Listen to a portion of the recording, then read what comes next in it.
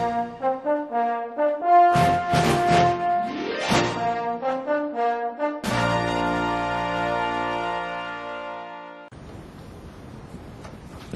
안녕하세요. 반갑습니다. 또 시작하도록 하겠습니다. 지난 시간까지 우리 그 면역학의 일반적인 내용들에 대해서 얘기를 했고요. 오늘은 이제 부록으로 얘기를 해서 저희 좀 말씀을 드릴 내용은 종양 면역에 대한 얘기를 좀 말씀을 드리려고 합니다. 그래서 뭐 다들 공부하셔서 잘 알고 계시겠지만은 다시 한번 좀 정리를 해본다라고 하면은 튜머라고 얘기를 하죠. 튜머라고 얘기하는 건 종양이라고 얘기를 하는데, 아시다시피 튜머는 크게 이제 두 가지 종류로 나눠진다. 그래서 비나인 튜머하고 멜리그넌트 튜머 이렇게 얘기를 하죠. 비나인 튜머하고 그다음에 멜리그넌트 튜머. 그래서 양성 종양, 악성 종양 이렇게 얘기를 하죠. 악성 종양. 그래서 두 가지로 나눠지게 되고요. 비나인 튜머 같은 경우에는 쉽게 얘기하면은 이 종양은 종양인데 차이점이 있다면은 전이가 일어나지 않는다는 거죠. 메타스테시스가 일어나지 않는다. 그 다음에 멜리그넌트 튜머의 가장 큰 특징은 전이가 일어난다. 메타스테시스가 일어난다. 이렇게 얘기를 할 수가 있죠. 그래서 비나인 튜머를 흔히 얘기할 때 가장 쉽게 얘기할 수 있는 것이, 저희들 그 보험회사에서도 암보험을 들었더라도 암보험을 적용 안 시켜주는 게 한 가지가 있죠. 피부암이죠, 피부암. 그래서 이거는 흔히 생기는 건데, 우리 예전에 어렸을 적에 많고 저도 어렸을 적에 있었었는데, 사마귀 같은 거 있잖아요. 사마귀 이런 것들 그렇게 이렇게 볼록볼록 튀어나온다든가, 뭐 혹부리 연가님의 혹 뭐 이런 것들. 그래서 그냥 커지고 그냥 이렇게 증식하는 거는 보이는데 그 일정선에서 멈추게 되고, 또 전이 현성이 나타나지 않는 거를 양성 종양이다 그렇게 얘기를 하죠. 그래서 양성 종양은 아무런 그런 어떤 뭐 신경을 안 쓰셔도 되는 얘기예요. 그 다음에 이제 뭐 멜리그넌트 튜머라고 하는 것은 전이가 일어날 수가 있기 때문에, 그리고 형질 전환이 일어나죠. 형질 전환이 확실하게 일어나기 때문에 이거를 저희들이 다른 말로 얘기해서 캔서다, 암이다 이렇게 해서 부르고 있죠. 그래서 뭐 기본적으로 말씀드리면 이렇게 두 가지 과정이라고 얘기를 할 수가 있고요. 예전에는 이렇게 암에 걸리게 되면은 그냥 죽는다라고 생각을 했었어요. 근데 이런 종양 면역 체계하고 이런 암세포라는 것이 어떻게 해서 이제 연결되게 됐느냐 하면은, 맨 처음에 암에 걸린 환자들 중에서 어떤 환자들이 결핵에 걸렸어요. 결핵균에 걸렸는데, 신기하게도 암에 걸린 상태에서 결핵균에 감염이 돼가지고 결핵을 앓게 됐는데, 그 다음에 암이 완전히 완치가 돼버리고 없어져 버리는 현상들이 발견이 됐어요. 그래서 이 결핵균에 의해 가지고 암세포가 어떻게 해서 죽었느냐, 그런 것들을 생각을 해보다 보니까 우리가 잘 아는 것처럼 이제 좀 연결이 되시죠. 결핵균에 의해서 세포성 면역 반응이 굉장히 활성화가 되기 때문에 그거에 의해서 암세포가 효율적으로 제거가 되었다. 이렇게 얘기가 돼서 이런 종양 면역이라는 게 이제 구체적으로 발달을 하게 됩니다. 자, 그래서 암은 크게 이제 네 가지 종류로 저희를 나눠서 얘기를 해볼 수가 있는데요. 하나는 이제 칼시노마라고 하는, 이 오마라고 하는 게 이 튜머를 얘기를 하는 거고요. 칼시노마, 그 다음에 뭐 살코마, 그 다음에 뭐 류케미아,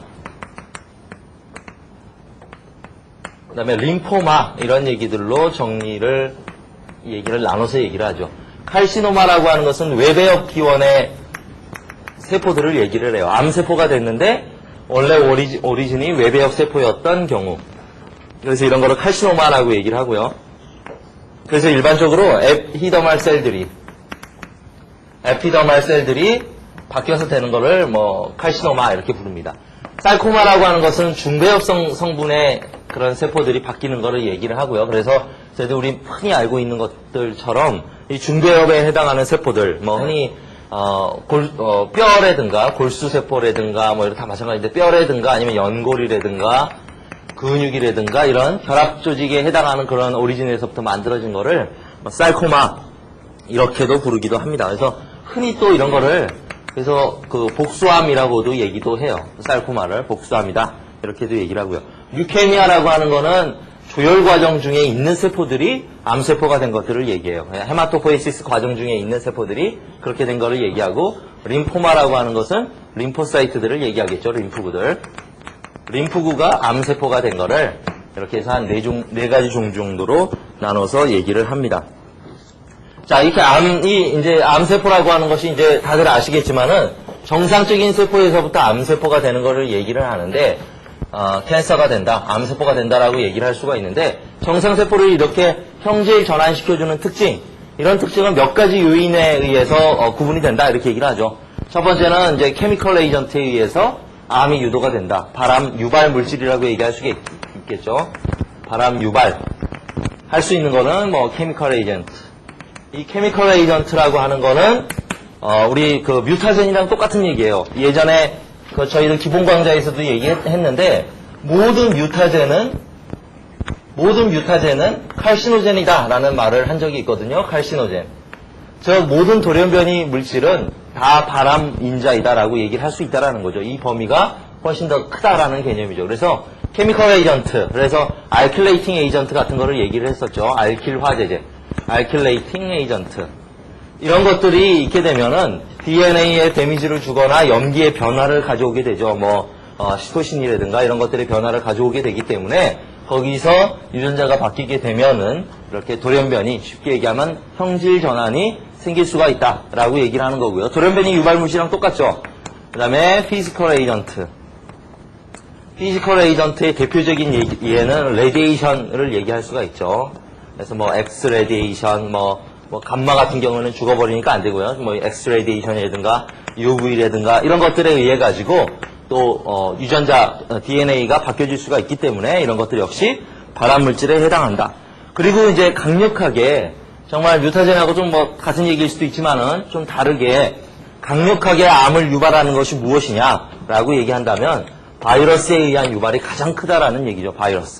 바이러스에서 암이 유발된다. 그렇게 얘기를 합니다. 바이러스는 DNA 바이러스도 이런 거를 유발할 수가 있고 RNA 바이러스도 유발을 할 수가 있어요. 근데 상대적으로 DNA 바이러스는 DNA를 가지고 있기 때문에 쉽게 얘기하면은 호스트의 DNA를 변형을 잘 안 가져오겠죠. 그래서 이 DNA 바이러스 대부분의 암을 유발하는 바이러스가 많지는 않은데 대표적인 것이 SV40이라고 하는 바이러스가 이런 발암을 유발한다. 그렇게 얘기하고 있죠. RNA 바이러스도 마찬가지로 다른 것들은 그렇게 유발시키지 않는데, 왜냐하면 바이러스도 마찬가지지만 RNA가 들어와가지고 바로 이 RNA 자체가 메신저 RNA가 사용이 된다든가, 그리고 나서 그냥 RNA를 만들어가지고 나가는 녀석들도 있어요, 바이러스가.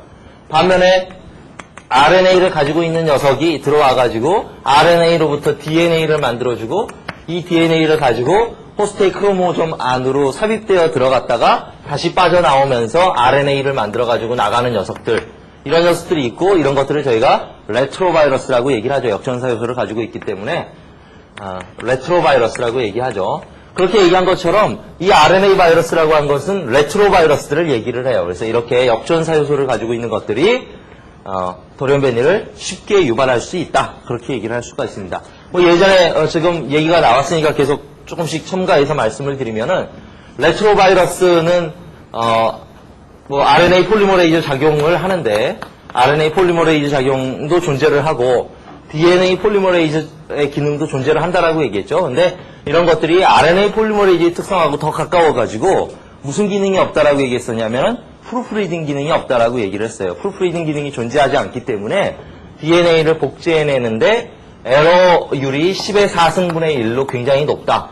일반적인 정상적인 DNA 폴리머레이즈의 합성 기능은 10의 4승이 아니라 10의 9승에서 10의 11승 정도의 10의 19승에서 11승분의 1 정도의 에러율을 보이죠. 에러율을 보이는데 레트로바이러스의 RNA 폴리머레이즈 같은 경우에는, 리버스 트랜스크립테이즈 같은 경우에는 굉장히 높은 돌연변이를 보이기 때문에 쉽게 돌연변이가 유도가 되고 유전자가 바뀌게 된다는 거죠. SV40 바이러스 같은 경우에는 DNA 바이러스인데 어떻게 생긴 바이러스냐면은 완전히 더블 헬릭스 구조로 되어 있는 형태가 아니라 파셜 더블 헬릭스 구조로 되어 있어요. 그래서 가까이 보면 싱글 스트랜드로 되어 있는데 이게 합해져가지고 이런 식의 모양으로 DNA가 구성이 되어 있어요. 그러다 보니까 얘가 바이러스가 감염이 되다 보면은 호스트의 크로모솜 안으로 삽입되어 들어가기 위해서는 DNA가 완전히 실링이 돼야 될 테고, 그래서 이렇게 서큘러 폼을 형성한 다음에 리컨비네이즈에서 들어가게 되기 때문에 이렇게 DNA를 합성하는 과정들이 존재를 해요. 그런 과정에서 뮤테이션이 일어나기가 쉽다, 이런 얘기를 할 수가 있죠. 그래서 외적인 요인으로는 발암 유발 물질이 3가지가 있다 이렇게 정리를 할 수가 있어요. 거기에 무시할 수 없는 것이 뭐냐면 내적인 요인, 즉 유전이라고 하는 거죠. 유전적인 요인. 유전적인 요인이 바이러스 못지않게 굉장히 크게 작용한다라고 얘기를 합니다. 왜냐하면 암이라고 하는 것은 단 한 번의 이벤트에 의해서 나타나는 그런 현상이 아니다라는 거죠. 왜 그러느냐? 세포 안에서 우리 뭐 다들 배우셨겠지만은 암이라고 하는 것 자체는 세포 분열을 조절하는 조절 능력이 상실된 거를 얘기를 하는데 세포 분열을 조절하는 인자들은 뭐 여러 가지 사이클린들이 있다라고 얘기를 하는데 이 사이클린들은 세포 안에서 대사 과정을 거쳐갈 때 단 한 가지의 경로를 통해서만 세포의 세포 분열을 조절하고 있는 건 아니기 때문에 여러분들 다들 공부를 하셨겠지만 시그널 패스웨이라고 하는 세포 안에서의 여러 가지 신호 전달 과정은 그물처럼 얽히고 설켜 있는 과정이기 때문에 단 한 번의 어떤 이벤트, 돌연변이에 의해 가지고 암세포가 정상적인 세포가 암세포가 되지는 않는다라는 거죠. 그렇다면 어떤 요인이 가장 크게 작용을 하고 있느냐? 유전적으로 유전자가 이미 고장나 있는 상태에 그런 유전자를 물려받았다면 외적인 요인들, 바이러스나 아니면은 피지컬 에이전트나 케미컬 에이전트들의 외적인 요인에 의해 가지고 이런 어떤 특정한 기능들이 한 가지 기능이 상실될 확률이 더 높아진다라는 거죠. 확률의 얘기죠. 그래서 암은 한 번의 이벤트에 의해서 일어나는 것은 절대 아니다. 그렇게 얘기를 하는 거죠. 그래서 유전적 요인도 굉장히 크게 작용한다. 저희들 일반 생물학 책에 보시면 알겠지만 망막 아종 이런 것들이 나오죠. 눈에 이렇게 암세포가 돼가지고 되는 것들을 얘기하는데 어렸을 적부터 이런 망막 아종이 걸리는 사람은 거의 없다라는 거죠. 만약에 어렸을 적에 망막 아종이 생겼다라고 하면은 그 사람은 똑같은 환경적 요인에 의해 가지고 다른 한쪽 눈에도 유전적으로 어렸을 적에 그런 현상이 생겼다라고 하면은 환경적인 요인에 의해서 그 사람이 성장하면서 다른 한쪽 눈에도 망막 아종이 생길 확률이 굉장히 높아진다. 그래서 그런 것들을 설명하던 내용들이 있었었죠. 그래서 일반 생물학 책 참고해서 다시 한번 확인하시고요. 오늘 좀 강조해서 얘기할 거는 그 중에서도 바이러스에 의한 원인이 가장 중요하기 때문에 바이러스에서부터 이런 저희들 발암 유전자라고 하는 것이 알려지게 됐다. 발암 유전자라는 얘기로 진행을 좀 해보죠. 발암 유전자. 그래서 맨 처음에 역시 뭐 닭이 굉장히 많이 나오는데 닭 얘기가 나오죠. 닭 얘기가. 닭이 이게 어떤 이제 사람들이 실험을 하려고 닭을 이제 요청을 했는데 우연찮게 닭을 공급해주는 쪽에서 닭을 갖다 보내줬는데 닭이 배가 이렇게 빵빵하게 불러와 있는 거예요. 닭이. 그래서 야 우리는 이런 닭 이상하다. 우리 딴 걸로 바꿔주라. 이랬는데 안 바꿔주고 이러다 보니까 심심하니까 요 닭에 있는 복수를 빼가지고 그래서 다른 닭의 이 배 안에다가 복강 안에다가 주사를 해줘봤죠. 주사를 해줘봤더니 역시 마찬가지로 멀쩡하던 닭이 금방 배가 이렇게 빵빵하게 불러와가지고 뭐 또 금방 또 죽으려고 그러고 그러더라는 거죠. 그래서 이렇게 배를 부르게 하는 요인이 무언가 이걸 알아보기 위해서 여기에서부터 복수액을 뽑아가지고 원심분리를 했죠. 복수액을 뽑아가지고 원심분리를 해가지고 혹시 세균의 어떤 세포성 성분, 세균이라든가 이런 거 감염에 의해서 일어나는 것인가를 확인해 보기 위해서 침전된 부분을 갖다가 정상적인 닭한테 또 주사를 해줘봤어요. 주사를. 정상적인 닭한테 침전된 부분이라고 하는 것은 세포 부분들이겠죠. 박테리아가 됐던 아니면 다른 세포가 됐던 이렇게 넣어줘 봤더니 여기서는 이제 그 세포라기 하기보다도 세균을 얘기하는데 세균일 거라고 생각을 했기 때문에 세포는 제거하고 필터를 통해서 세포는 제거하고 세균을 갖다가 주사를 해줘 봤는데 그런 성분이라고 생각되는 거를 좀 자세하게 말씀드리면은 필터를 사용을 하는데 0.45 마이크로미터 이런 필터를 사용을 하면은 이거는 박테리아는 전부 다 걸러낼 수가 있어요. 반면에 바이러스는 이거를 통과하는 바이러스가 굉장히 많아요. 바이러스들은 굉장히 사이즈가 작기 때문에. 근데 0.2 마이크로미터 정도 되면은 동물성 바이러스들 같은 경우에는 완전히 다 또 제거가 돼요. 물론 이거보다 약간 더 작은 것들도 존재하지만은 동물 세포의 호스트를 사용하는 바이러스 같은 경우에는 다 제거가 될 수가 있어요. 그래서 이런 원리를 가지고 세균에 해당하는 것들만을 주사해줘 봤더니 실제 세균이 들어있는 건 아니겠죠.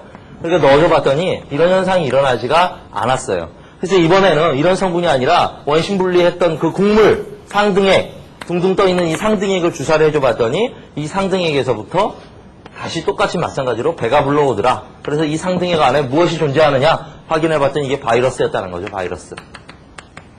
바이러스였다는 거죠. 그래서 이 바이러스가 암을 유발하는 인자이다라고 생각을 하게 됐고, 이 바이러스가 바로 처음에 밝혀진 레트로바이러스다. 레트로바이러스였다라는 거죠. 이 레트로바이러스의 구조를 딱 봤더니 이 실험을 했던 사람의 이름이 쌀코마예요. 쌀코마. 사실은 쌀코마라는 사람이었기 때문에 이 처음에 알려진 이 암, 그리고 이 레트로바이러스의 성분을 이렇게 쌀코마라고 하는 암의 이름이 붙여지게 된 거예요. 레트로바이러스의 유전자를 딱 봤더니 어떤 특징을 가지게 되느냐 봤더니, 레트로바이러스는 공통적인 유전자가 있죠. 세 가지 유전자가 있죠. 뭐가 있었습니까? 객, 폴, 그 다음에 EMB 이렇게 있는 거죠. 객, 폴, EMB. 폴은 리버스 트랜스크립테이즈를 만들어주는 유전자이고, EMB는 엔벨로프 프로틴, 그러니까 세포막에 해당하는 바이러스 프로틴을 만들어주는 쪽이고, 객은 이 바이러스 파티클을 어셈블리 해주는 그런 유전자 성분이고, 그래서 레트로바이러스가 생장하고 증식하기 위해서는 딱 요 세 가지 유전자만 있으면 돼요. 라이프 사이클 하는 동안에. 이렇게 세 가지 유전자만 있으면 되는데, 여기서 뽑아낸 바이러스는, 이런 암이라고 하는 것을 유발하던 바이러스는 구경을 딱 해봤더니, 유전자를 딱 분석을 해봤더니 유전자가 4개가 들어가 있었어요. 4개가. 그래서 요 3개 말고 객, 폴, EMB 말고 또 다르게 하나 들어가 있던 것이 무엇이냐 봤더니 새로운 유전자가 나왔는데, 그 유전자를 갖다가 요 사람 이름, 자기 이름 따가지고 SRC, 쌀코마니까 SRC라고 하는 썰크 유전자다. 쌀코마를 일으키는 유전자다. 그래서 SRC라고 이름을 붙였어요. 그래서 요게 있으면, 이 유전자가 있으면 암이 발생을 하고, 이 유전자가 없는 정상적인 바이러스는 암을 유발하지 않기 때문에 요 유전자가 바람 유전자다라고 얘기해서, 이게 최초의 SRC라고 하는 것이 최초의 바람 유전자다. 이렇게 얘기가 된 거죠. 유전자다. 그래서 이거를 원코진, 바람 유전자들을 원코진이라고 얘기를 하죠. 그래서 바람 유전자라는 것이 밝혀지게 됐다. 이렇게 얘기를 하죠. 그런데 나중에 알고 봤더니 계속 좀 사람들이 이제 DNA 연구를 많이 하고 유전자를 연구를 막 하고 이러다 보니까 암세포가 아닌 정상적인 세포의 유전자 안에 우리가 이미 바람 유전자라고 얘기했던 원코진이라고 하는 유전자하고 똑같은 유전자가 발견이 된 거예요. 정상세포에 똑같은 유전자. 자, 똑같은 유전자가 발견이 된 거예요. 그러면 이게 과연 어떻게 된 거냐? 왜 이게 똑같은 유전자냐?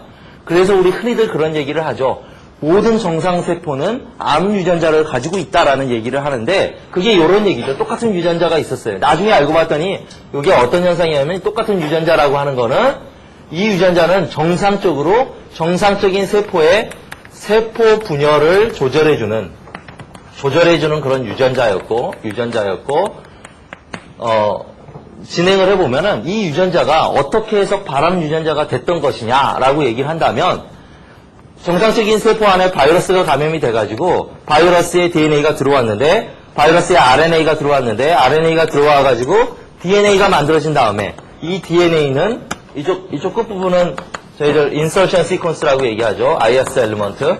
insertion sequence라고 얘기하는데, 이 insertion sequence들은 서로 서큘러 폼의 DNA를 형성하죠. 그렇게 해서 DNA들이 서로 붙어가지고 원형의 DNA를 형성한 다음에, 바이러스의 특징상 호스트의 DNA 안으로 요게 삽입돼서 끼어 들어갔다라는 거죠. 이렇게. 그래서 잠복기를 가진다는 거죠. 잠복기를 가지고 있다가 나중에 다시 이게 튀어나왔는데, 이 DNA가 다시 튀어나왔는데, 자기는 RNA 바이러스다 보니까 이 DNA를 가지고 튀어나온 다음에 여기서 RNA를 만들어주게 되고, RNA 만든 거 가지고 바이러스 파티클을 또 만들어가지고 세포 바깥으로 튀어나오게 되죠. 근데 이때 호스트가 가지고 있던 DNA를 일부 가지고 나와버린 거예요. 얘가 하얀 부분을 가지고 나와버린 거고, 이 가지고 나와가지고 다시 RNA를 만들어줄 때, 이거는 무엇에 의해서 이런 작용이 일어나고 있던 거냐면, 리버스 트랜스크립테이지에 의해서, 역전사 요소라는 것이 DNA 디펜던트 DNA 폴리머레이즈 기능도 하지만, RNA 디펜던트 DNA 폴리머레이즈 기능도 하고, DNA 디펜던트 RNA 폴리머레이즈 기능도 할 수가 있어요. 그래서 그런 기능 때문에 이 DNA를 갖고 RNA를 만들다 보니까, 아까 방금 처음에 얘기했지만, 리버스 트랜스크립테이즈는 프루프리딩 기능이 없어서 10의 4승분의 1 확률로 에러가 일어난다. 그러다 보니까 정상적인 호스트의 유전자가 이렇게 바뀌어지게 되면서 돌연변이가 일어나 버린 거라는 거죠. 그래서 그런 게 하필이면 이런 세포 분열을 조절하는 유전자가 돌연변이가 일어나 버렸던 것이고, 그래서 바이러스에 발견됐던 것이 이게 뭐 바람 유전자다 이렇게 얘기가 됐다는 거죠. 원코진. 좀 이해가 가시나요? 이해가 가시나요? 이거 뭐 얘기가 좀 됐던 얘기인데, 그래서 얼른 얘기하고 있는데, 그래서 어떤 개념이냐면 나중에 이제 정리가 되고 보니까 이런 세 가지 용어가 생겨났어요. 프로토 원코진이라는 얘기고, 원코진하고, 그 다음에 바이럴 원코진, 그 다음에 셀룰라 원코진. 이런 세 가지 용어가 생겨나게 됐어요. 이걸 보게 되면 예전에는 그냥 원코진에서 바람 유전자라고 얘기를 했는데, 프로토 원코진, 원시 바람 유전자라고 해석하겠죠. 원시 바람 유전자.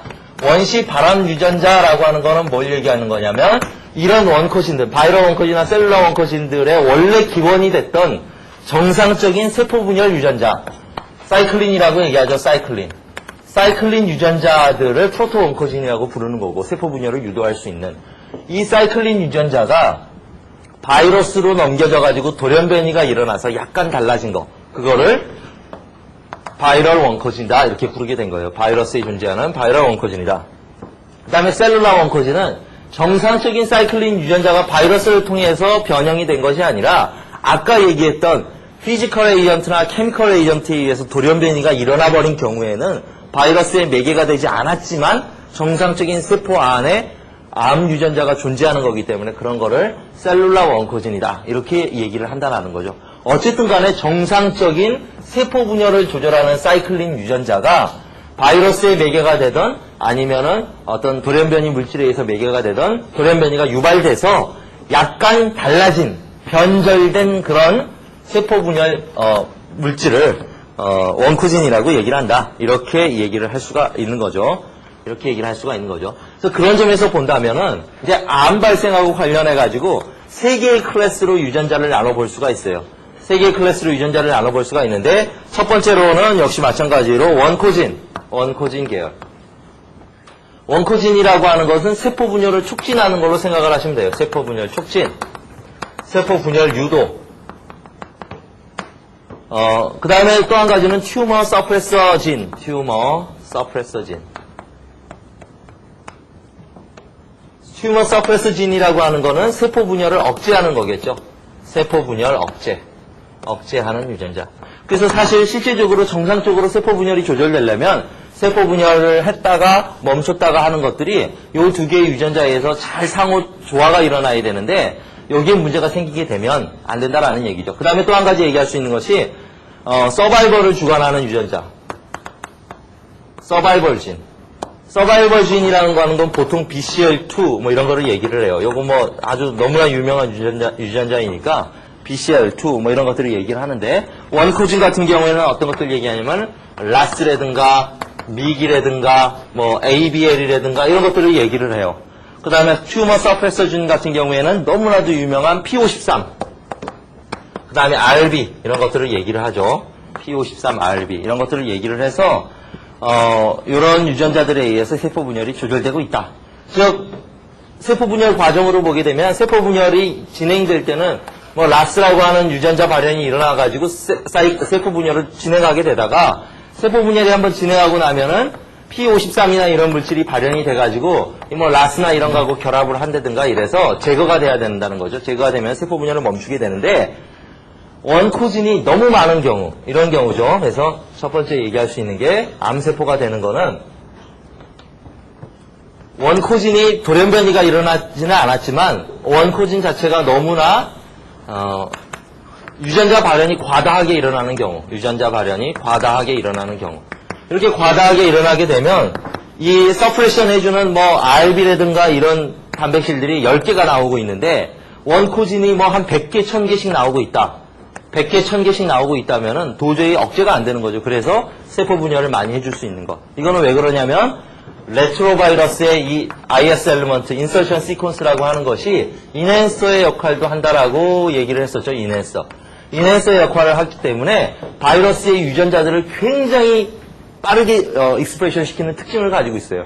거기에 편승해가지고 이 원코진 유전자가 많이 다량으로 발현된다면 아무리 정상적인 유전자를 가지고 있고 이 원코진 돌연변이가 일어나지 않았다고 하더라도 바이러스의 유전자 발현 속도가 너무 빠르기 때문에 이게 과다하게 일어나서 이런 일이 발생할 수도 있다.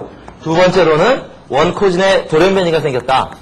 원코진에 이 돌연변이가 생겼다. 원코진 유전자에 돌연변이가 생긴 거죠. 돌연변이가 생겼는데 하필이면은 RB나 이 서프레서 유전자, 서프레서 프로틴 부분들의 바인딩하는 부분에 그런 일이 생겨가지고 돌연변이가 생겨서 조절이 안 된다는 거죠. 억제가 안 되는 거를 얘기를 하는 거죠. 또 한 가지 경우는 이런 서프레서 유전자, 즉 억제 유전자들의 돌연변이가 생겨가지고 역시 마찬가지로 돌연변이가 생겨가지고 이 사이클린들을 제거해주지 못한다든가 이런 경우에 해가지고는 세 가지 경로 정도라고 얘기를 할 수가 있죠. 이런 경우에 의해서 암이 발생하게 된다.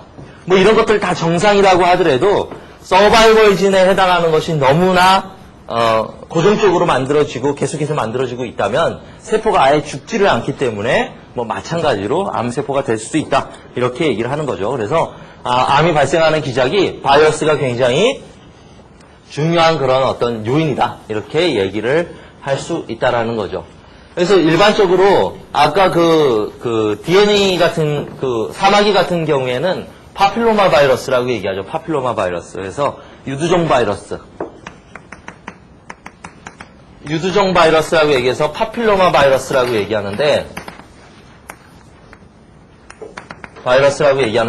이런 것들도 사실은 이렇게 피부나 이런 데 감염됐을 때에는 뭐 그렇게 캔서를 만들어내지 않지만은 이거는 또 생식기 쪽으로 가게 됐을 때는 감염되게 됐을 때는 암을 유발한다든가 하게 돼서 왜냐하면 암이라는 것 자체가 세포 분열이 왕성하게 일어나는 조직에서 만들어지는 거다 보니까 피부 같은 데서는 세포 분열이 왕성하지 않기 때문에 그냥 비나인 튜머로 그냥 존재하게 되는데 세포 분열이 왕성하는 곳으로 가게 된다든가 이러면 이런 것도 멜리그넌트 튜머도 될 수 있고 그래서 이거는 생식기암 바이러스에 해당하는 얘기고요. 뭐 저희들 많은 걸로 얘기하면은 간암 바이러스 이런 것들 얘기하죠. 헤파타이티스 B 바이러스 이런 것들도 존재를 하고 뭐 일반적인 레트로 바이러스들은 더 마찬가지고요. 또 헐피스 바이러스 뭐 이런 것들도 하여튼 암 바이러스다 해서 우리 주된 대부분의 어떤 그런 암의 유발이 바이러스에 의해서부터 오고 있다. 이렇게 간단하게 얘기를 드릴 수가 있겠습니다.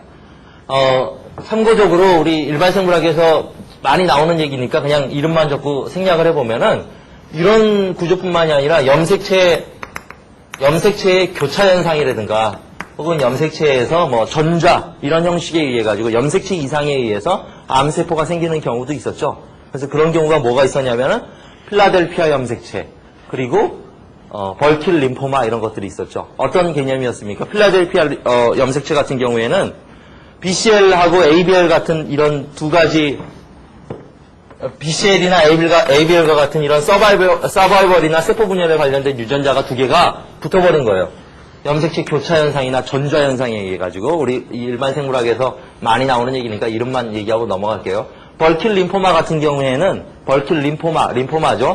B세포가 암세포가 돼버린 건데 이런 경우에는 항체를 생성해내는 염색체 부분에 항체를 많이 생성해내는 염색체 부분에 이 원코진이 와서 붙어버린 거예요. 유전자 부분이.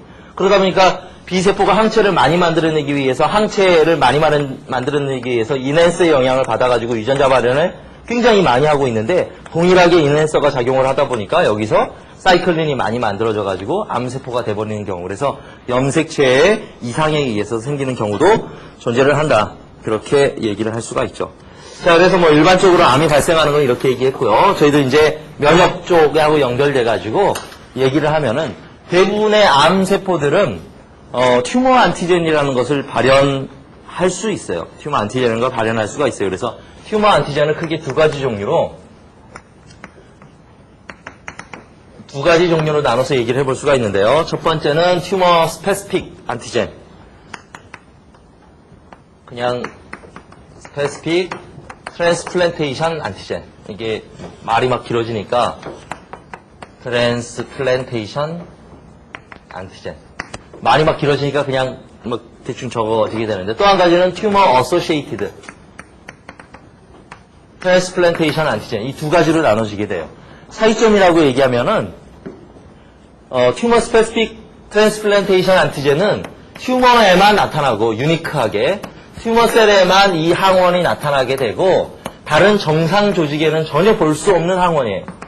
정상 조직 세포에서는 절대 볼 수 없는 나타나지 않는 그런 항원들을 튜머 스페시픽 안티젠이라고 얘기를 해요. 쉽게 얘기하면은 바이러스 같은 거에 감염돼가지고 암세포가 됐다라고 얘기하면은 바이러스의 특징적인 항원이 세포에 나타나는 경우가 있다고요. 그런 것들을 튜머 스페시픽 안티젠이다라고 얘기를 할 수 있다라는 거죠. 튜머 어소시에이티드 안티젠이라고 하는 것을 암세포가 항원을 나타내는데 이 항원이 정상세포도 발현할 수 있는 항원이에요. 정상세포도 발현할 수 있는 항원이에요. 하지만 이 정상세포라고 하는 거는 조직에 따라서 굉장히 특이성이 있으니까 즉 신장이거나 간이거나 이렇다라고 하면은 간에서 발현되는 단백질이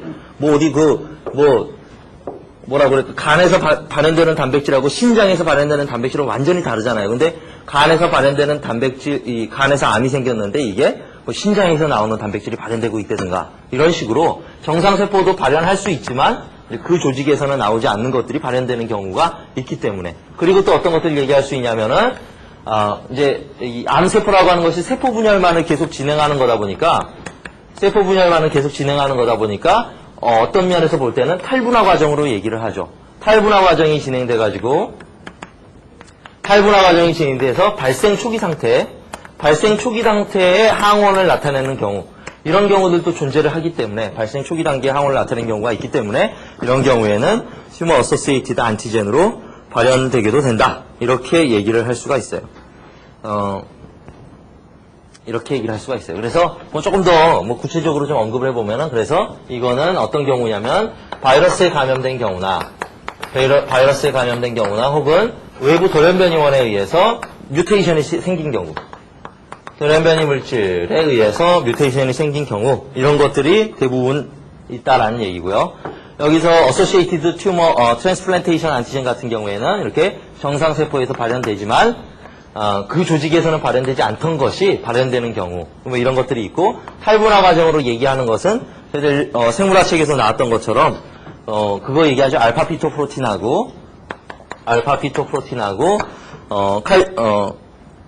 칼시노 엠브리오닉 프로틴 안티젠. 그래서 칼시노 엠브리오닉 안티젠. 그래서 이 두 가지 같은 경우에는 발생 초기 상태에만 나타나는 항원인데 이렇게 나타나는 경우들도 존재를 한다.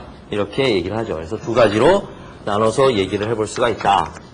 자, 그렇게 지금 얘기한 대로 튜머가 이런 항원들을 이렇게 발현하고 있다면 우리의 면역세포는 언제나 튜머셀을 갖다가 다 제거할 수 있어야 된다라고 하는 것이 이론적으로 맞는 얘기인데 실제적으로 이렇게 암세포 발현이 되고 있지만 우리가 실제적으로 제거할 수 있는 것은 굉장히 한계가 있다는 거죠. 암세포는 케이스 바이 케이스라고 얘기를 해서 특정 암세포마다 다 기능이 다르고 나타나는 단백질도 다르고 항원성도 다르기 때문에 똑같이 적용할 수가 없어요.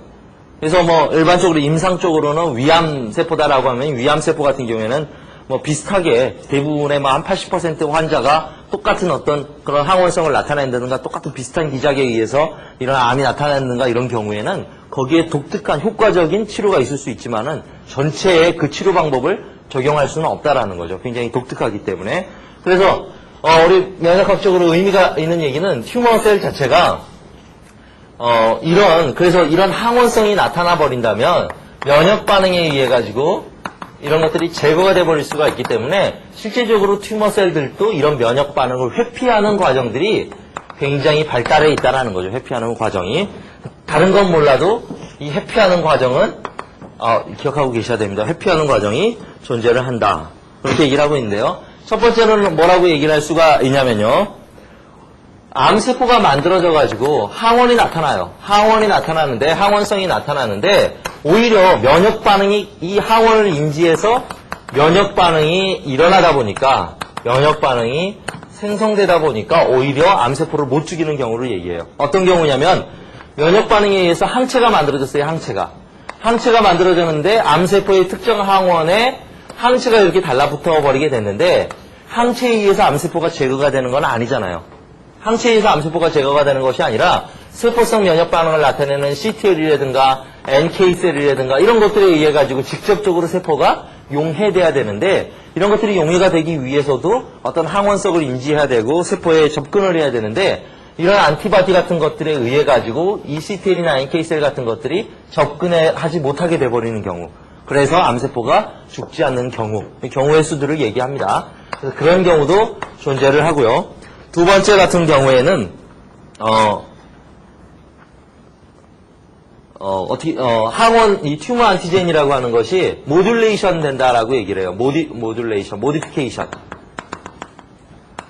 자, 모디피케이션 된다라고 얘기하는데 튜머 안티젠이 자꾸 변해버린다라는 거죠. 자꾸 변해버린다. 그래서, 이 얘기는 항원이 맨 처음에는 뭐 A라는 항원 종류가 이렇게 나타나고 있었는데 암세포들 중에서는 금방 한 4일, 5일 만에 A 다시 형태로 바뀌어버리고 어떤 것들은 뭐 A 뭐 1, A2 이런 식으로 약간씩 항원이 바뀌어버리는 형태가 존재한다라는 얘기죠. 이런 형태가 존재한다. 그 다음에 세 번째로 얘기할 수 있는 것은 MHC 클래스 1을 갖다가 리덕션 시킨다. 감소시켜버린다는 거죠. 암세포 자체가 MHC 클래스 1을 다운 레귤레이션 해버리게 되면 어저께 지난 시간에도 말씀드렸던 것처럼 MHC 클래스 1이 발현되지 않으면 세포성 면역 반응이 나타날 수가 없기 때문에 아예 암세포가 죽지 않는 경우, 그래서 이런 경우도 나타나고요. 그다음에 네 번째로 얘기할 수 있는 것은 역시 마찬가지로 코스티뮬레이터리 시그널, 이것이 사라져버린다 라고 얘기를 하는데 이게 없어져 버린다. 이 코스티뮬레이터리 시그널이라고 하는 건 뭐를 얘기를 하는 거냐면요, 그겁니다. 우리 저번 시간에 APC셀하고 그 다음에 뭐 T세포가 반응을 할 때 APC는 MHC1을 이렇게 주고 있고 그 다음에 여기에 T셀 리셉터가 와서 반응을 하고 있고 이거랑 같이 부착된 것이 CD3고 그 다음에 여기에서 두 개를 이 MHC와 T셀 리셉터를 결합하는 것을 보조해주고 있는 것이 CD8이나 뭐 CD4 이런 분자이다라고 얘기를 했는데 이거하고 더불어서 뭐가 있어야 된다라고 얘기를 했냐면 APC 기능을 하기 위해서는 B7이라고 하는 것이 존재를 해야 되고 T세포에서는 CD28이라고 하는 것들, 이런 것들이 발현되어야만 한다라고 얘기했죠. 그래서 기억나실지 모르겠지만 B7이라는 건 뭐였습니까? 덴드리틱 셀하고 모노사이트하고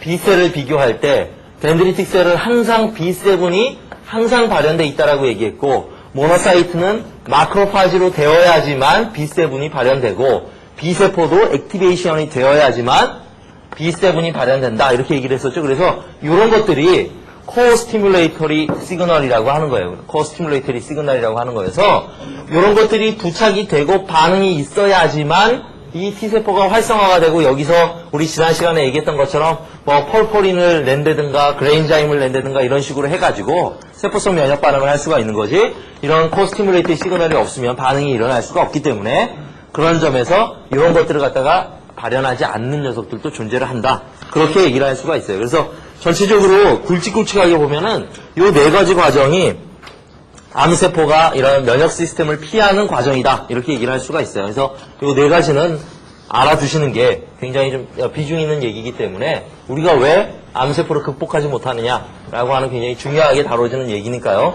이런 네 가지 정도는 알고 계시는 게 좋을 것 같습니다. 그래서 다른 얘기들도 있는데 크게 이런 네 가지 종류를 얘기를 해볼 수가 있고요. 좀 부수적으로 또 이제 조금만 더 얘기를 해보면은 안티젠 매스킹이라고 하는 게 있어요. 안티젠.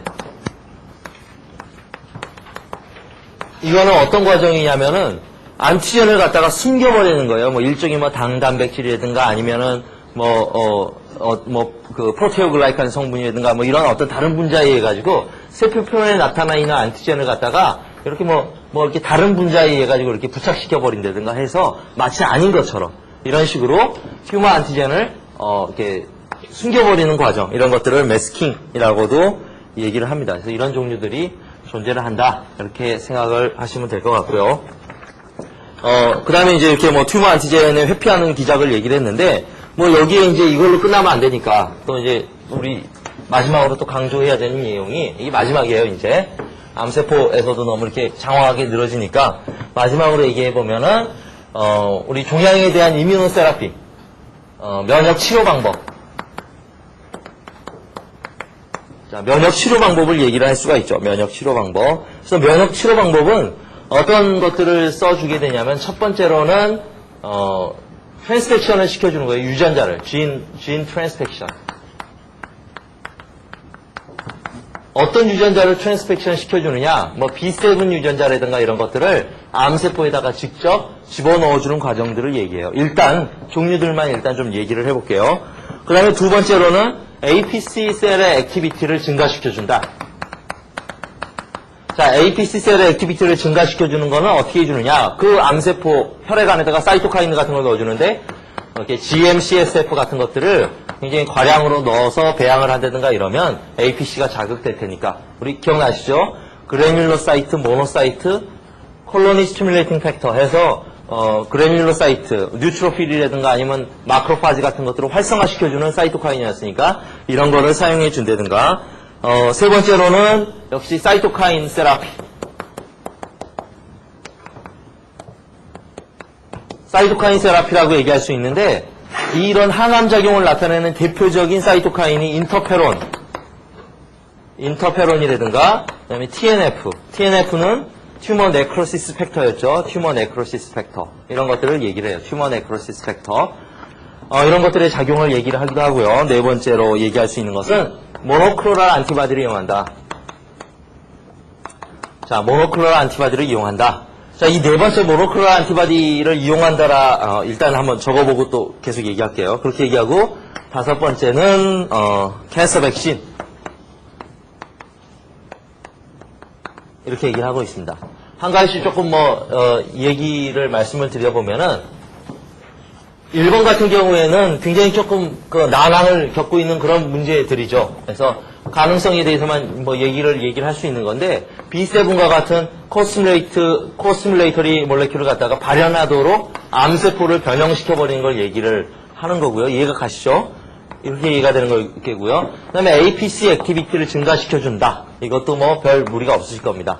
그 다음에 사이토카인 세라피를 한다고 하는데 이거 사실은 여러 가지가 있어요. 그래서 세포성 면역 반응을 증가시켜주는 방향으로 해가지고 이런 것들을 계속 증가시켜주는 사이토카인들을 집어넣어주는 걸 얘기해요. 특히 TNF 같은 경우에는 마크로파지가 TNF라고 하는 이런 분자를 분비하게 되면, 사이토카인을 분비하게 되면 암세포가 만약에 TNF 리셉터가 존재한다면, TNF 리셉터가 대부분 존재를 해요. 그래서 TNF 리셉터로 존재하고 이걸 받게 된다면은 이거는 우리 지난 시간에 기억나실런지 모르겠지만 에이팝토시스를 유도하는 시그널이에요. 에이팝토시스.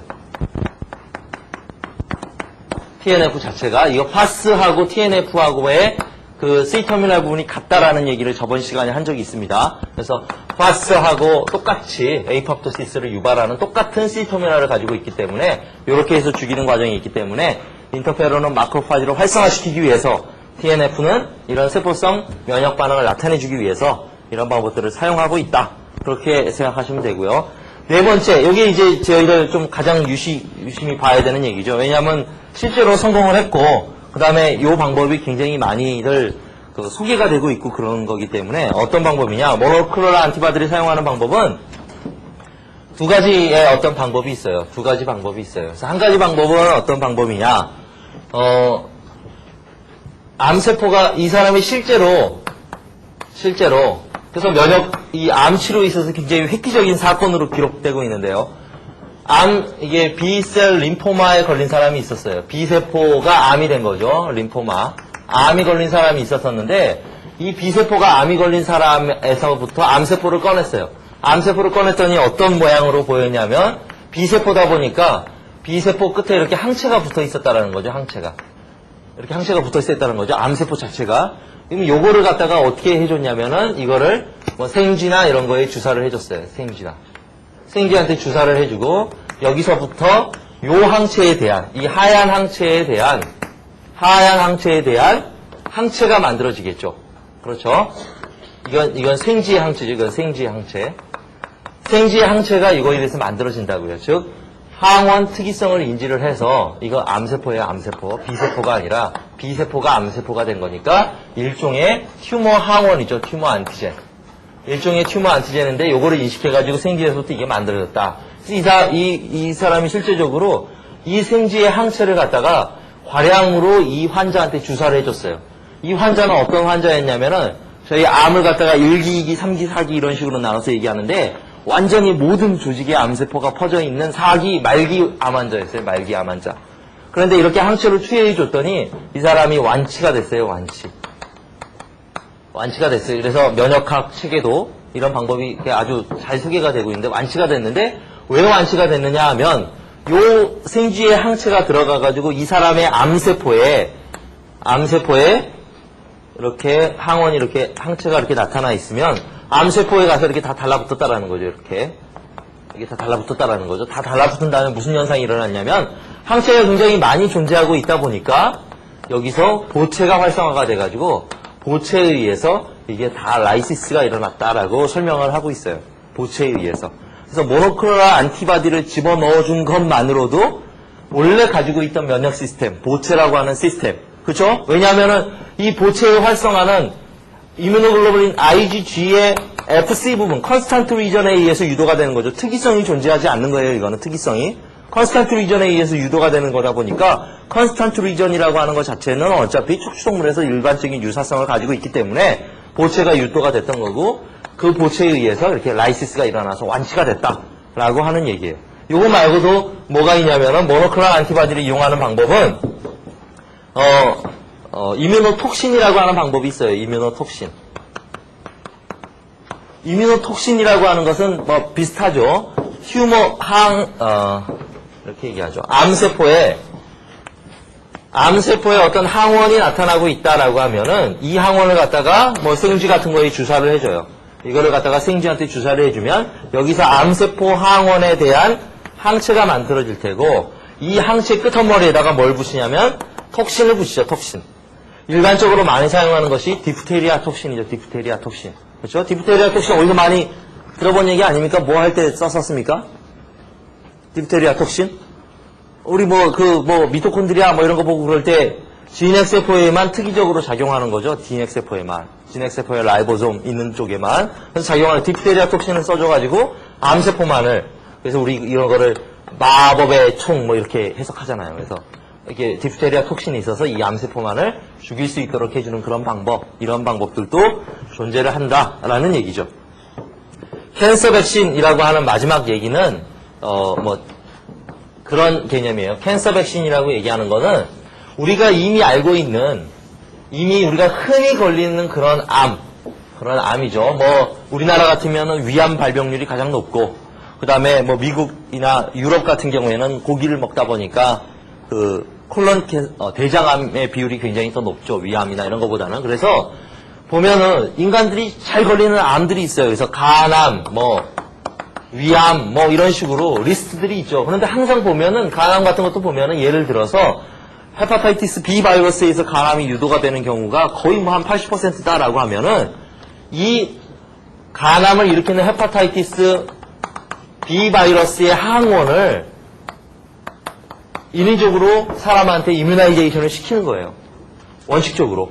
그 다음에 이렇게 이뮤나이제이션 시킨 다음에, 그 다음에 이 헤파타이티스, 이렇게 얘기해보죠. 실험을 하나 만들어 보면은, 첫 번째 그룹은, 헤파타이티스 B 바이러스의 항원을 갖다가 주사를 해줬어요. 첫 번째. 주사를 해주는 그룹이 있고, 이거를 주사해주지 않은 그룹이 있었다. 아는 그룹이 있었는데, 나중에 두 번째 이뮤나이제이션을 시킬 때, 이번에는 아예, 트랜스플란테이션을 시켜주는데 암세포를 헤파타이티스 B 바이러스에 의해서 유도된 암세포를 이식을 해주는 거예요. 이식을. 그리고 이 그룹에는 헤파타이티스 B 바이러스에 의해서 유도된 암세포를 역시 마찬가지로 이식을 해주게 되면 당연한 얘기겠지만은 이 실제 실험 내용에 있는 얘기입니다. 요 생쥐는 암에 걸리지 않는다라는 거예요. 근데 요 생쥐는 암에 걸린다라는 얘기예요. 그래서 이렇게 바이러스의 항원만을 먼저 이뮤나이제이션 시켜주는 것 자체도 암세포에 대해서, 암이 나중에 발생한다고 하더라도 그거에 대해서 저항성을 가질 수 있는 그런 형태이다. 그래서 이런 형태를 캔서 백신이다 라고 부르기도 합니다. 그래서 이런 종류가 있다라는 얘기고요. 이런 종류에서 종양면역 과정은 마무리가 될 수 있을 것 같습니다. 그래서 이렇게 마무리가 되고요. 얘기하다 보니까 시간이 훨씬 더 조금 많이 지나갔는데, 다음 시간 또 연결해서 얘기해야 될 것 같습니다. 그래서 정리하고요. 다음 시간에 조금만 더 얘기하고 정리하도록 하겠습니다. 네, 수고하셨습니다.